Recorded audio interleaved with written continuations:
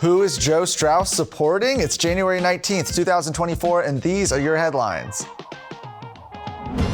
It's hard to believe, despite the fact that he announced his retirement from the legislature over 6 years ago now, disgraced former Speaker Joe Straus is still getting involved in Texas politics. This cycle, however, his campaign donations have been limited to one candidate thus far, and that's State Representative Glenn Rogers. Straus, who served as Speaker of the Texas House from 2009 up until 2019, has continued to dabble in Texas politics ever since. In 2021, during the consideration of election integrity legislation, Straus came out against the Republican priority bill, claiming it's bad for business, and more importantly, it's bad for our citizens. Now, this followed his earlier announcement that he voted for President Joe Biden in the 2020 election.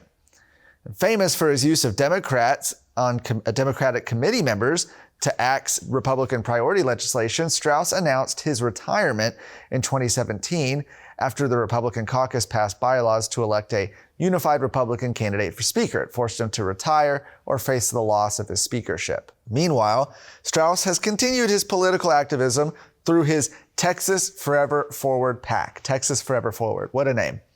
Donating mostly to his allies in the House and moderate Republicans. While the PAC reported over $150,000 in expenditures during the most recent report, which covers the second half of 2023, Glenn Rogers is the only direct recipient of cash from the PAC as far as candidates go. Rogers is opposed in the Republican primary election by Mike Olcott, who has the endorsement of Governor Greg Abbott, Senator Ted Cruz, Attorney General Ken Paxton, Agricultural Commissioner Sid Miller, and others. A group called Basin Pride is featuring drag queens at a so-called all-ages Barbie-themed party this Saturday in Midland. The event is being held at I Love My Selfie, located in the Imperial Shopping Center on Wadley Avenue. I Love My Selfie, by the way, I looked this up. It's exactly what it sounds like. It's a place where you can go, pay money, and have a bunch of backdrops to take selfies, right? Pictures of yourself.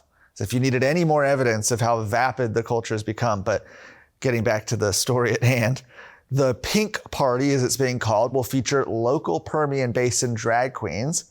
Basin Pride bills itself as a social committee under Pride Center West Texas, made up of LGBTQN+ members from the Permian Basin. An ad for the event encourages attendees to hang out in Barbie's dream house, one of the rotating sets in which customers pay to take pictures of themselves while at the venue. During the last legislative session, Texas lawmakers passed Senate Bill 12 by Senator Brian Hughes as part of the Texas GOP's priority to stop sexualizing kids. Now, the bill did not specifically outlaw allowing children at drag shows, but it bans sexually oriented performances in front of minors. However, the law is not in effect currently.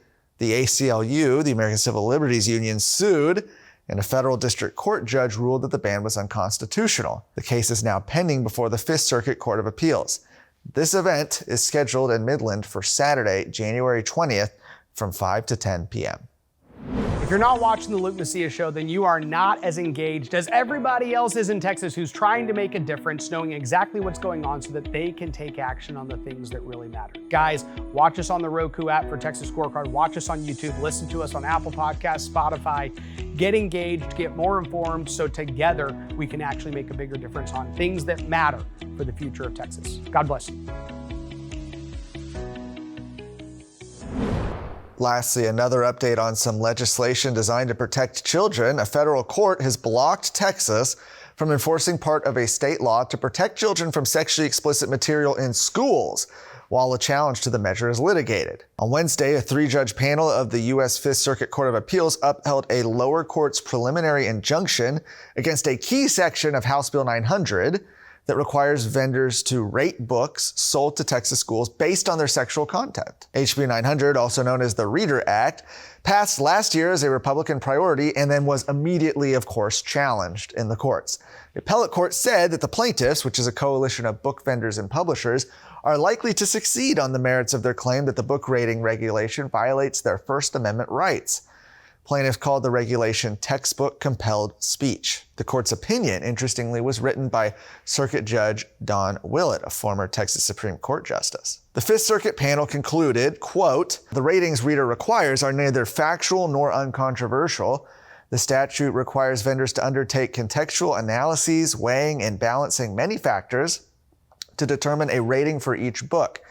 Balancing a myriad of factors that depend on community standards is anything but the mere disclosure of factual information, and it is already proven controversial. So what does this mean? Well, the appellate court's ruling stops Texas from enforcing the vendor rating requirement while the state and plaintiffs continue to litigate the merits of the case. The Reader Act also requires Texas schools to adopt standards prohibiting sexually explicit materials in campus and classroom libraries. That part of the law was not enjoined, and the state approved the mandatory school library standards back in December.